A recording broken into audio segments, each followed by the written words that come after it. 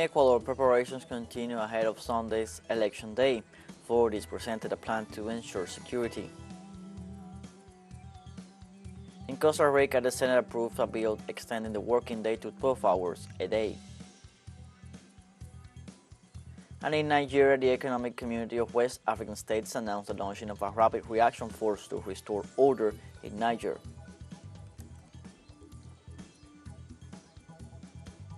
Hello, welcome to From the South. I'm Luis Alberto Matos from the teleSUR studios in Havana, Cuba.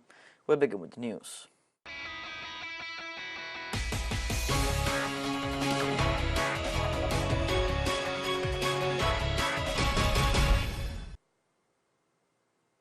On Wednesday, Ecuadorian authorities presented a plan to ensure security surrounding the upcoming general elections. An extensive deployment of security forces was outlined during a press conference a week after one of the candidates, Fernando Villavicencio, was killed by a hitman while leaving a campaign rally. According to the Minister of the Interior, Juan Zapata, some 100,000 security forces will be deployed since Wednesday night to secure the process. The minister also said 44 candidates had asked the authorities for personal security. In a climate of uncertainty due to the political violence, the authorities asked the population to vote early and return home on Sunday. Today we want to tell the country that this election process, by the unfortunate events that have occurred in recent days, the armed forces, the National Police, the National Electoral Council, and the Security Bureau as a whole are working to safeguard above all the lives of Ecuadorians so that on that day we can all exercise the right to vote, to elect, and be elected.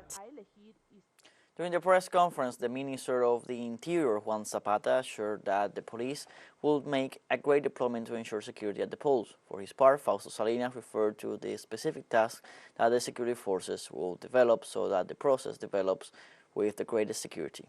Let's listen. We, as National Police, will have a contingent only for this purpose of 53,707 police officers added to the contingent of armed forces. At the executive level, we will be with more than 100,000 officers of the security axis that will be deployed throughout the country to provide security in these elections. We also wanted to indicate that 44 candidates have requested us for security throughout this process, and we will bring it on Sunday.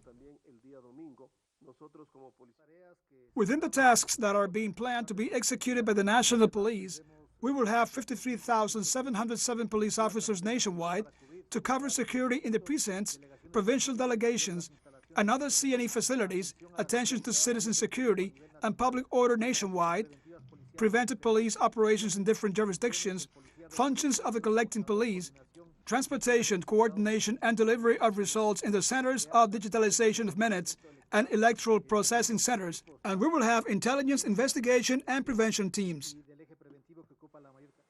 Ecuador is getting ready to hold its general election scheduled for next August 20. Let's learn about one of the candidates who is running for the presidency of Ecuador. We present you the profile of John Topic. Who is he? Our correspondent Elena Rodriguez from Ecuador will tell us. Topic is a 40-year-old millionaire businessman from Guayaquil. He's a new face in the Ecuadorian political and public scene, and he presents himself with a curious profile. John Topic is a 40-year-old millionaire businessman from Guayaquil. He's a new face in the Ecuadorian political and public scene, and he presents himself with a curious profile. Soldier of the French Foreign Legion, sniper, paratrooper, fighting in Africa, Syria, and Ukraine, security expert, and economist. Everything we have read about his candidacy is about the person capable of stopping violence in the country with responses of more violence. Even his mercenary character does not offer credibility for a country that has lost institutionality. Here the people want answers to their needs, even in the face of violence. Violence, which today, according to several polls, is the greatest concern for Ecuadorians. The candidate takes advantage of this scenario and shows himself with a heavy hand, in the style of the president of El Salvador, Nayib Bukele, for he claims to admire. Control of the prisons so that drug trafficking never enters again. so that illegal weapons never enter again, control of the prisons so that what happened last week never happens again. Yes, education and health projects, but gentlemen, from the bottom of my heart, a firm hand against crime. We will eradicate all these criminal groups, take back control of the youth of our streets, and once again live in peace, enjoy in harmony. This is the first time he will participate in an election, so he has tried to position himself the outsider. They all show themselves as outsiders at this point, because they are supposed to have a greater approach to the population with that. We have heard the candidates of the right define themselves as outsiders. No one says, I am the candidate of the right. They don't want to have that identity. It is sponsored by the conservative and right-wing Social Christian Party, also by the Democratic Center and by the Patriotic Society Party of the overthrown President Lucio Gutierrez. Jan Topic is an emerging personality in Ecuadorian politics, and if he decides to stay, he could give us surprises in the near future. However, in this election, I believe that his strategy was effective to the extent of having an impact, that is, to make us talk about this person, about his proposal. Impact hits that have included scenes of the candidates smoking marijuana, showing his tattoos or placing cell phone signs as jammers as of the country's president. His running mates is journalist and lawyer Diana Jacome. According to several polls, he is in fourth place in voters' preference with around 9 percentage points. Elena Rodríguez, teleSUR Ecuador. Brazilian President Luis Inácio da Silva participated in the Marcha das Margaritas, a feminist demonstration that celebrates 23 years since its first rally. In Brazil, the head of state and more than 100,000 women gathered for the 7th March das Margaritas. This rally takes place every 4 years, and this 2023 goes under the slogan, the reconstruction of Brazil and good living.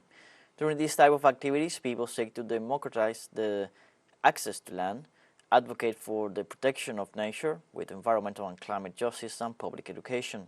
The event is coordinated by the National Confederation of Agricultural Workers, federations and affiliated unions. Delegations from 35 countries, ministers and representatives of official banks took part in the opening ceremony. In Brazil, the leader of the landless rural workers movement, João Pedro Stedley, appeared before the Parliamentary Commission of Inquiry in the Chamber of Deputies, where he defended the struggle for agrarian reform. The social leader and economist appeared before the collegiate court on Tuesday after being summoned as a witness in the investigation opened by the Bolsonarist right wing, which seeks to prosecute the actions of the movement. In his statement, Stedley defended the popular struggle for agrarian reform and lashed out against the conservative agribusiness sector, which only seeks to increase its profits.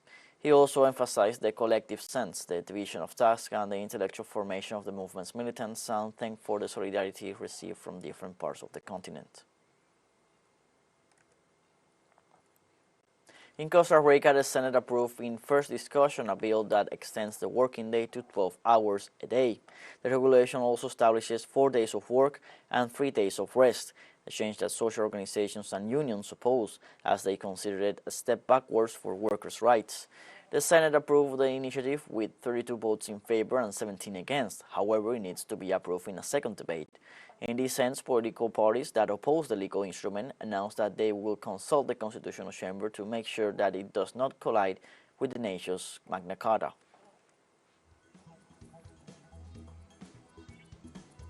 Let's take a short break, but remember you can join us on TikTok at teleSUR English, where you will find news in different formats, news updates, and much more. All stories coming up. Stay with us.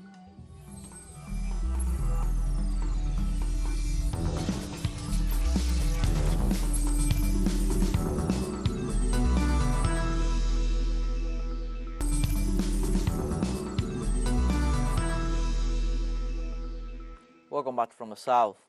On Wednesday, Russian President Vladimir Putin held a meeting with the members of the Russian government via video conference.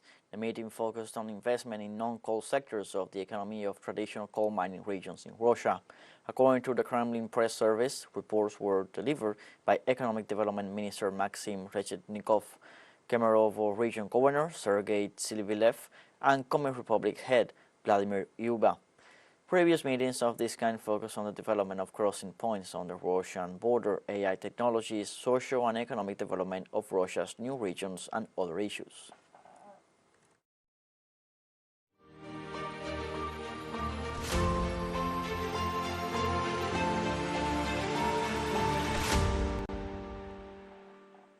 Russian Security Council Deputy Chairman Dmitry Medvedev toured an exhibition of Western battle tanks captured in Ukraine and on display at Patriot Park outside Moscow. The exhibition is part of the Army 2023 Forum. Among the Western equipment on display were a US-made M777 howitzer, Humvee armored vehicles, communications equipment, a Swedish CV-9040 infantry fighting vehicle, and a revamped M113 infantry transport vehicle. The senior official stated that the West is not interested in negotiating a peaceful solution in Ukraine, as its intention is to make it as much profit as possible from the conflict for its military-industrial complex. The spokesman for the Russian Ministry of Defense, Igor Konashenkov, informed on Wednesday that his country's armed forces repelled 2 attacks by detachments of the Ukrainian 82nd Airborne Assault Brigade in the Zaporizhia region. Direction, units of Russian troop divisions, with the support of Army aviation and artillery, repelled 2 attacks by assault detachments of the 82nd Airborne Assault Brigade of the Ukrainian Armed Forces in the areas of the settlements of Robotien and Verbov in the Zaporizhia region. In the Kupiansk direction, the assault detachments of the Western Troop Division conducted offensive operations in the designated areas of responsibility and improved the position along the front line.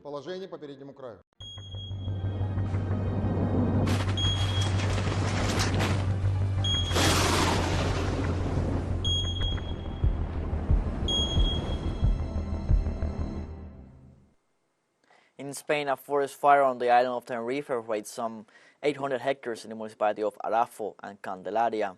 The Canary Islands government reported that about 150 ground troops and 14 aerial personnel are collaborating in the firefighting efforts. In addition, 60 members of different police and security forces have been deployed, as well as 40 from the Red Cross and the Canary Emergency Service. Likewise, authorities assured that a shelter was set up in the Andres Orozco School in Arafo to welcome the displaced people. In Turkey, authorities registered record temperatures of nearly 50 degrees Celsius as the nation experiences a scorching heat wave.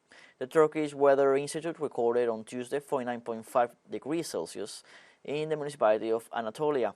The Ministry of Urbanism and Environment recalled that the previous historical maximum was 49.1 degrees, registered in 2019 in the southeast of Anatolia, less than 200 kilometers southeast of Istanbul. The heat wave in the Eurasian country has also caused numerous fires in southern and western Anatolia.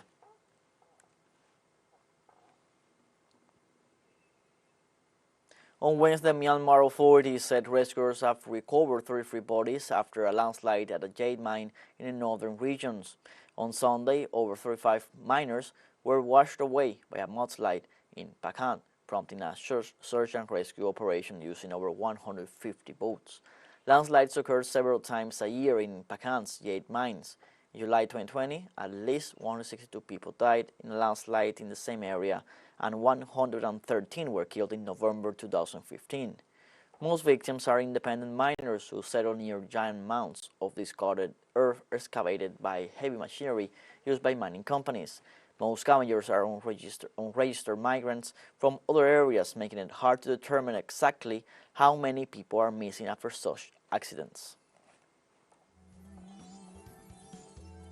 We have a second short break coming up, but before we invite you to visit our YouTube channel at teleSUR English, there you'll be able to rewatch our interviews, top stories, special broadcastings, and more.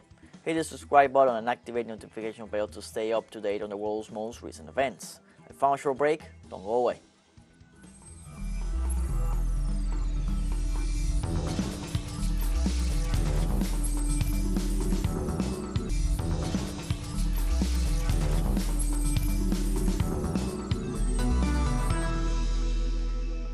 Welcome back from the south.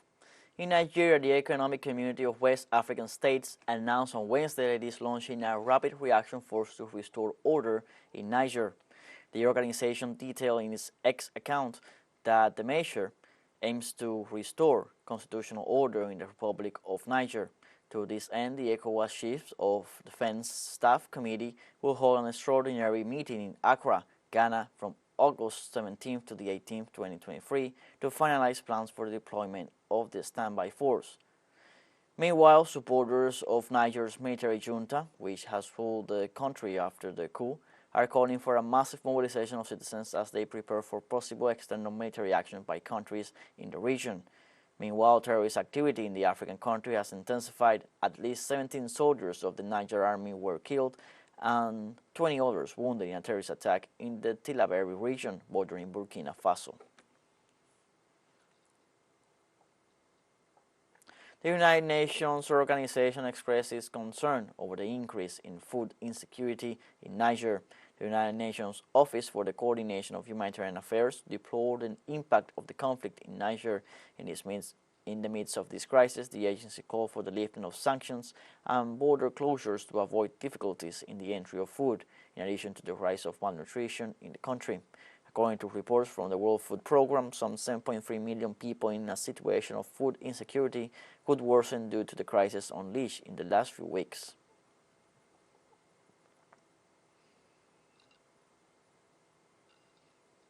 The organization also warned about the difficulties in channeling humanitarian aid to Yemen due to the lack of funds. In recent months, Yemen's humanitarian response plan has received $1.34 billion of the $4.34 billion it needs, covering just 31%. Finally, officials call on the parties to fulfill their obligations to facilitate the passage of humanitarian aid to those in need. Zimbabwe's Electoral Commission has held an observers briefing ahead of the 2023 elections next week. The run-up to the vote has been marked by a crackdown on dissent and suspicions of possible irregularities. A pre-election debate in Johannesburg last week saw representatives of 4 opposition parties who accused the Zimbabwe African National Union Patriotic Front of fomenting violence and instilling fear among the opposition. The Citizens Coalition for Change alleged last week that one of its members was stoned to death by ZANU-PF supporters in an ambush on his way to a rally in Harare. Egypt welcomed 7 million tourists in the first half of this year, putting the country on track for its projected 15 million visitors in 2023. After reaching a record 13 million tourists in 2019, the country's tourism industry was hit hard by the COVID-19 pandemic. The Central Agency for Public Mobilization and Statistics released figures from the 2021-2022 fiscal year showing outstanding year-on-year growth. Tourism is vital for the Egyptian economy. It makes up about 12% of the nation's GDP and is among the top sources of foreign currency for the Arab world's most populous nation. Egypt envisions attracting some 30 million tourists by 2028. The ambitious strategy intends to attract $20 billion of investments.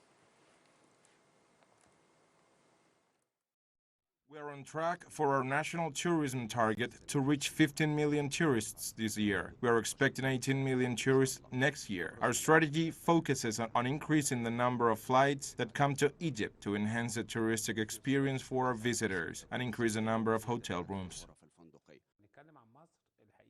We are on track for our national tourism target to reach 50 million tourists this year. We are expecting 18 million tourists next year. Our strategy focuses on increasing the number of flights that come to Egypt, to enhance the touristic experience for our visitors, and increase the number of hotel rooms. We have come to the end of this newspaper from. You can find these and many other stories on our website, telesurenglish.net. Also join us on social media, Facebook, Twitter, Instagram, Telegram, and TikTok. For TeleSUR English, I'm Luis Alberto Matos. Thank you for watching.